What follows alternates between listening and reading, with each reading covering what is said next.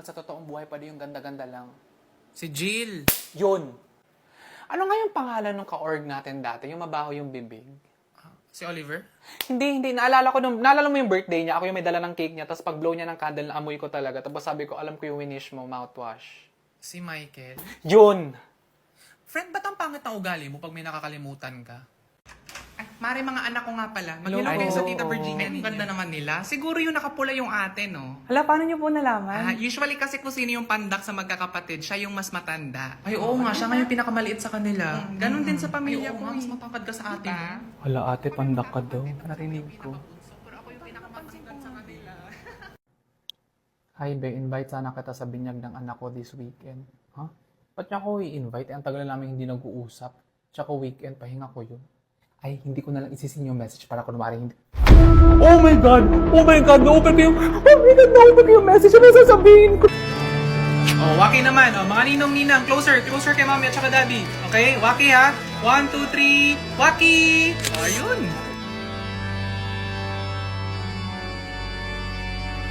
Wala, ang ganda dito. Picture mo ako dito Ako din, mamaya. profile pic ko lang. Wala, sobrang aesthetic Oo, ka lagi dito. na-feature yan sa mga vlogs. Oras ba tayo pupunta? Oh, ayan. Tapos na siya. Uy, Oh, kamusta? success ba? Success? Huwag ka punta kalibang? Wala talaga. Tinry mo ba? Utot lang. Talaga? Uy, ilang araw na yan. 4th day na natin. Ako, everyday ako tumatay. Ano, maggatas ka or magkape Oo nga, ka? try mo yun. Para, Ano, magtsaka ka. para makabawas Ilang araw ka. na yan tayo mo eh. Try ko ulit mamaya.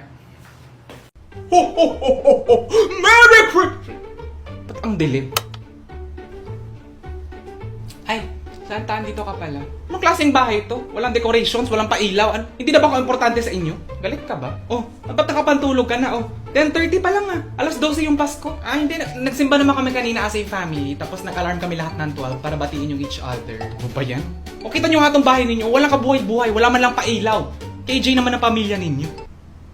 Santa lahat kami dito sa bahay empleyado. May trabaho.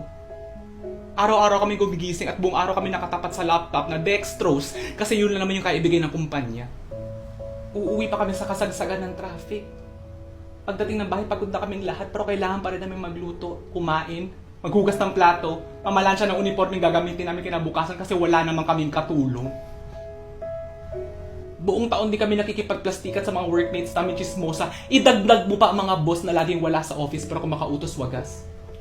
Tapos finally, pwede kami magpahinga ng 1 linggo kasi Christmas break. The only 1 week na pwede kami mag-relax. Tapos gusto mo kami mag-decorate ng bahay? Ang seryoso mo naman. Gusto ko lang naman masaya yung Pasko ninyo. Kasi nung bata ka pa, pag nabisita naman ako, tuwang-tuwa ka. Masaya naman kami lahat as a family. Ba't pala desisyon ka? Oh, bukas magcha-charity work kami. Oh, regalo. Ang usapan namin lahat this year is ang regalo namin sa isa't isa is kukuha kami ng insurance sa Sun Life. Ay, wala, parang bonggang regalo nga yun. Oo naman, because the best thing that we can give to our loved ones will be security and peace of mind. That no matter what happens to us, kahit magkaroon ng emergency, dapat wala tayong wino-worry.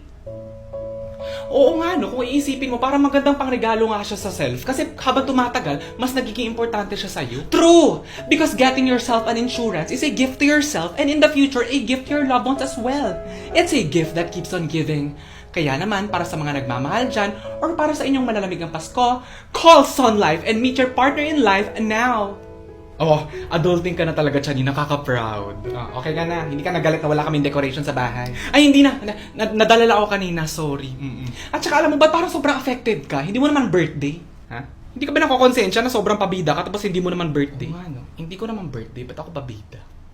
Hello, ano na? Never na nagkita? Oo nga eh, kailan ka ba pwede? Ngayon, available ako ngayon. Puntahan mo ako, tara. Hindi ako pwede ngayon, next week na lang. Hindi ako pwede next week. Ano ba eh. yan? Yung what if week after Next that? week after, hindi ako pwede. At never na nga silang nagkita. The end.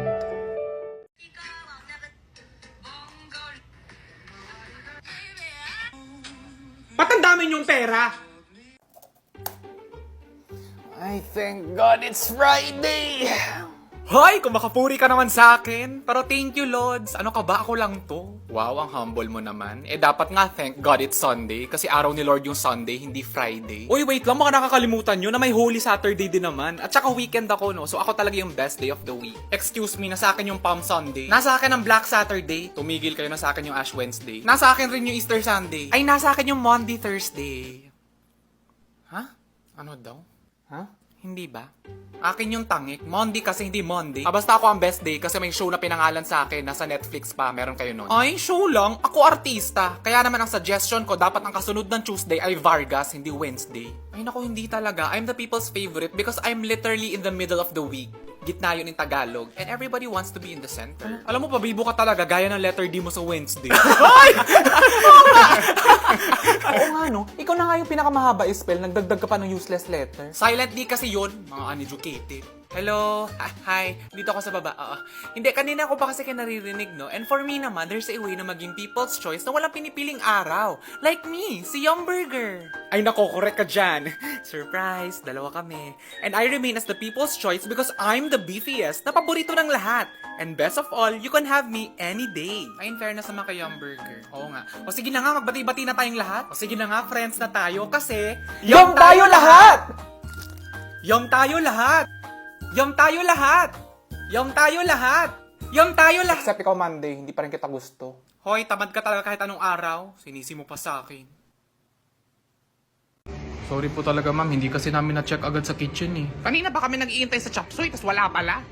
Oh, tas wala rin tortang talong. Lahat na lang wala. Magsarado na kayo. Available naman po yung crispy kangkong. Kaya ayoko nga ng gulay na piniprito. Sorry po. Kitang gutom na ako kasi nag-Herbalife lang ako kanina. Paalala lang sana sa mga tao dito sa GC na ako maka-joke sa akin para bang mag-BFF kami. Huwag ako ante, 7-Eleven tayo. Never tayong close. Yun lang. Kung hindi masyado mahal yung orderin ha, especially kung kaya ko lang lutuin sa bahay. Noted na.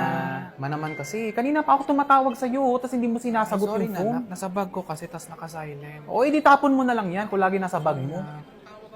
Kasi grabe naman siya makipag-usap sa nanay niya, parang kaedad niya lang. Oo, bastos. Subukan niyo akong kausapin ng ganyan. Kung gusto niyo ma-discover na hindi niyo kailangan mag-book ng flight para lumipad. Alas yun Kasi naman. triggered naman. Hindi namin kayang gawin sa yun, man. Oo nga ma, hindi namin kayang gawin sa yun mo. Masyado pa kaming bata para sa makabilang buhay. Correct. At saka paano yung lipad? Paano yung lipad na yan? Kaya ganyan. Ganito, ganyan.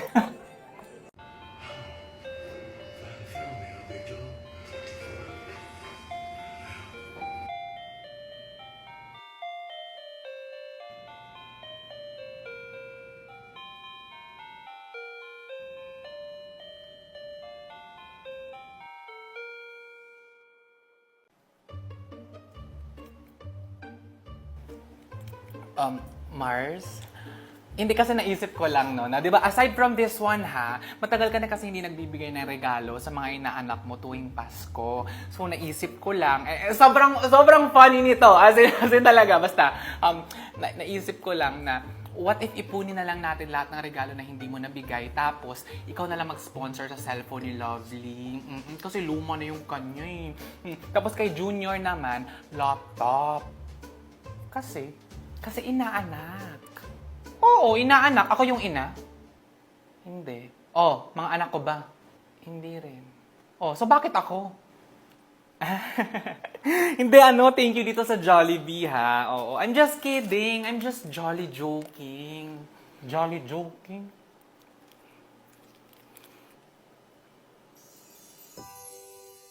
Dahil inaanak mo, pero di mo pinanganak. Make it Christmas with Jollibee Joy.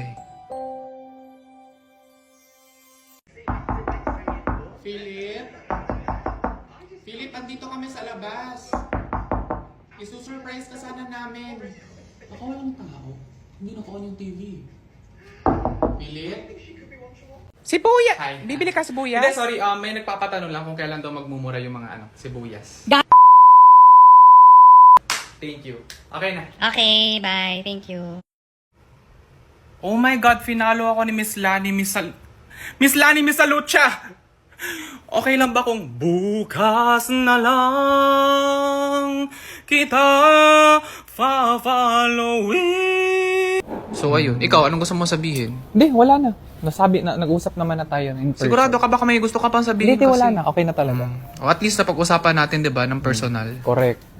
Hindi kasi para for me, hindi ka kasi nag-iingat sa mga sinasabi mo. Tapos sa harap pa talaga ng maraming tao. Tapos sobrang napahiya ako dun.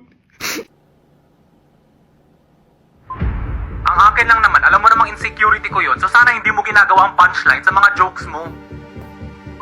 Eh, ikaw naman yung nauna, at At saka masyado din personal yung mga jokes mo sa amin para pag kami hindi pwede. Ano yun?